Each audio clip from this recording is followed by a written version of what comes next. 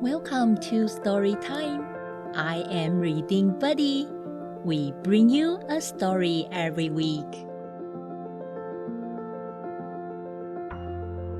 Hello, friends.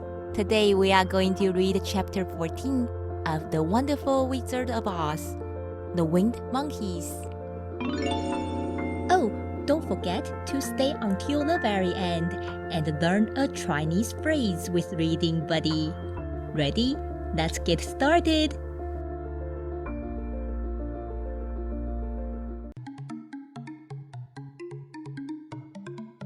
You will remember there was no road, not even a pathway, between the castle of the Wicked Witch and the Emerald City.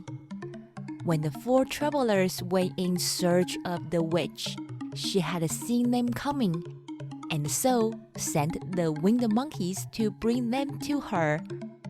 It was much harder to find their way back through the big fields of buttercups and yellow daisies than it was being carried. They knew, of course, they must go straight east, toward the rising sun, and they started off in the right way. But at noon, when the sun was over their heads, they did not know which was east and which was west, and that was the reason they were lost in the great fields. They kept on walking, however, and at night the moon came out and shone brightly. So they lay down among the sweet-smelling yellow flowers and slept soundly until morning, all but the Scarecrow and the Tin Woodman. The next morning, the sun was behind a cloud, but they started on as if they were quite sure which way they were going. If we walk far enough, said Dorothy, I'm sure we shall sometime come to some place. But day by day passed away, and they still saw nothing before them but the scarlet fields. The Scarecrow began to grumble a bit.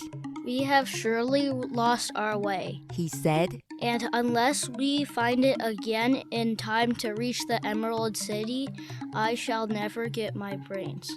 Nor I my heart, declared the Tin Woodman. It seems to me I can scarcely wait till I get to Oz, and you must admit this is a very long journey. You see, said the Cowardly Lion with a whimper, I haven't the courage to keep tramping forever without getting anywhere at all. Then Dorothy lost heart. She sat down on the grass and looked at her companions, and they sat down and looked at her, and Toto found that for the first time in his life, he was too tired to chase a butterfly that flew past his head. So he put out his tongue and panted and looked at Dorothy as if to ask what they could do next. Suppose we call the field mice. She suggested. They could probably tell us the way to the Emerald City. To be sure they could, cried the Scarecrow. Why didn't we think of that before? Dorothy blew the little whistle she had always carried about her neck since the Queen of the Mice had given it to her. In a few minutes, they heard the pattering of tiny feet, and many of the small gray mice came running up to her. Among them was the Queen herself, who asked in her squeaky little voice, What can I do for my friends? We have lost our way, said Dorothy. Can you tell us where the Emerald City is? Certainly, answered the Queen. But it is a great way off, for you have had it at your backs all this time. Then she noticed Dorothy's golden cap and said, Why don't you use the charm of the cap and call the winged monkeys to you? They will carry you to the city of Oz in less than an hour. I didn't know there was a charm.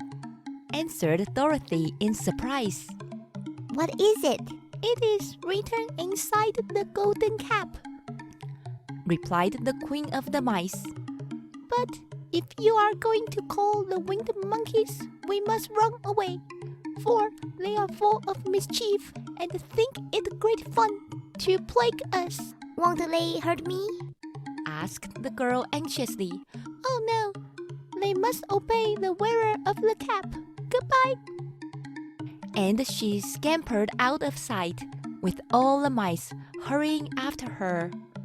Dorothy looked inside the golden cap and saw some words written upon the lining. This, she thought, must be the charm. So she read the directions carefully and put the cap upon her head.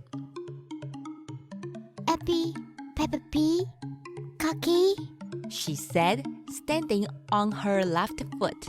What did you say? Asked the Scarecrow, who did not know what she was doing. Hello, hello, hello. Dorothy went on, standing this time on her right foot, Hello. replied the Tin Woodman calmly. Zizi, Zuzi, Zik. Said Dorothy, who was now standing on both feet. This ended the saying of the charm, and they heard a great chattering and flapping of wings as the band of winged monkeys flew up to them. The king bowed low before Dorothy and asked, What is your command? We wish to go to the Emerald City, said the child. and we have lost our way. We will carry you. Replied the king, and no sooner had he spoken than two of the monkeys caught Dorothy in their arms and flew away with her. Others took the Scarecrow and the Woodman and the Lion, and one little monkey seized Toto and flew after them, although the dog tried hard to bite him. The Scarecrow and the Tin Woodman were rather frightened at first, for they remembered how badly the winged monkeys had treated them before. But they saw that no harm was intended, so they rode through the air quite cheerfully, and had a fine time looking at the pretty gardens and the woods far below them.